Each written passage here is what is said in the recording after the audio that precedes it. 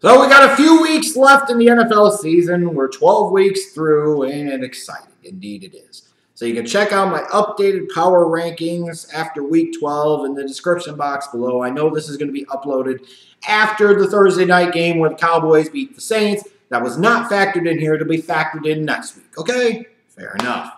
First thing that really stood out to me when I was taking a look at this week's power rankings was it's just another reminder of how much one season can change things. Like, you look, for example, at the Chicago Bears. Last year, they sucked. They had the John Fox, Dowell Loggins stank all over them. Now, they're arguably a top 5 team in the league, at least top 10 team in the league, if you want to be honest at all. They're 8-3. They're first place in the NFC North. It's amazing. One offseason of moves and changes and growth and development can make a world of difference. Absolutely does. You look at the Texans. Now, I understand they got guys healthy this year like Watt, Deshaun Watson. Now, you're talking about a team that was last place last year, is now 8-3 and has won 8 games in a row after starting the season 0-3. Look at the Colts, for crying out loud. You got Luck throwing foam footballs and crap in the offseason, the football equivalent of Mark Pryor and the domination of the simulated game. Now the Colts have won like 5 in a row. And they're 6-5. They still technically got an outside chance at the AFC South, and they most certainly are in the mix for the wild card in the AFC. That's crazy. But you also look at the flip side of that. The Jaguars, who were up double digits in the fourth quarter in the AFC Championship game in Foxborough against Bill Belichick and Tom Brady. Now 1 year later are 3-8, and Blake Bortles is benched for Cody frickin' Kessler. Cody Kessler. Again, I emphasize, Cody Kessler.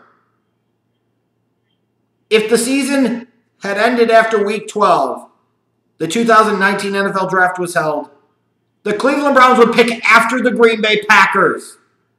That both shows the improvement in the Browns in 1 year. Still a long ways to go, yes. But 0-16 last year, 1-31 the last 2 years. In terms of pure on-the-field stuff, they are no longer the skid marks of the National Football League, that's for sure. Whereas on the flip side, you look at the Packers, and you say, clearly Mike McCarthy has to be gone at the end of the season. And what a tragedy to waste one of the greatest quarterbacks of all time, prime of his career, with a crappy football team around him. You look at the Eagles, defending Super Bowl champions. They're 5-6. The Falcons, 2 years ago, Super Bowl team. Last year, win a road playoff game against the Rams. Going to Philly, almost beat them there. Now with some injuries, they're 4-7.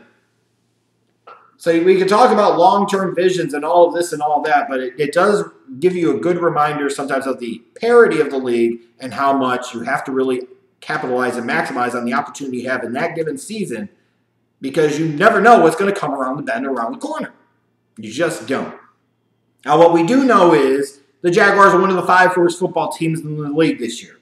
They've earned that right. They've given up. They don't care. That's bad. That's real bad. And now it brings up the conversation again to me of why does the GM still have a job? Because he showed faith in Blake Bortles when he should not have. But it also should call into question Doug Marrone significantly, because even outside of the quarterback issues, this should at least be a 500 team. That defense has also stopped playing well. That means that team has quit on Doug Marrone. He's lost control and no longer deserves to have his job either. The Jets are bad. You're just riding out the string until Todd Bowles is fired. The Raiders, terrible. Traded off marquee assets to get future first-round picks that are going to be in the 20s, so that way their own pick potentially could be number 1 overall. They took the back door to tanking, I guess you would say. And the salvation for Raiders fans is you potentially have John Gruden doing this for another 9 seasons. Enjoy. The Cardinals stink, but at least they've got a young quarterback they're trying to develop. And the San Francisco 49ers stink. They just stink. They're bad. When you look at the top of the heap, you know, the Steelers losing in Denver wasn't that big of a surprise to me, hence why I picked the Broncos to beat them. The Chargers are there.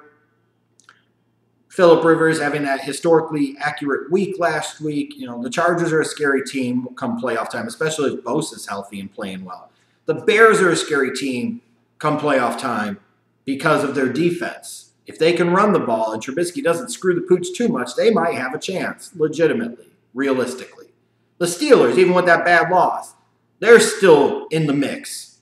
Are the Texans quite in that elite mix? I don't know if I quite buy into that, but shit, the team has won 8 in a row. It's got to count for something. But you do look at there being a clear line of demarcation. Like there are 4 elite teams, and then there's that second group.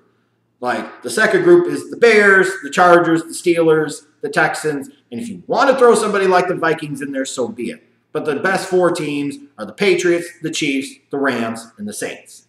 Those are the 4 best teams. Hence why they are 4-3-2-1 in my rankings.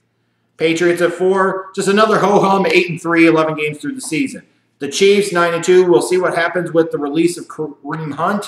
But you would still assume that offense can score a lot of points. The Rams are 10-1. The Saints are now 10-2. Those 2 teams are going to be battling it out for home field supremacy in the NFC. We've got a few weeks left. Lots of things still to be determined in terms of the playoff picture in both conferences. It should be a lot of fun, and maybe I only say that because my Bears actually have a chance to do something this year.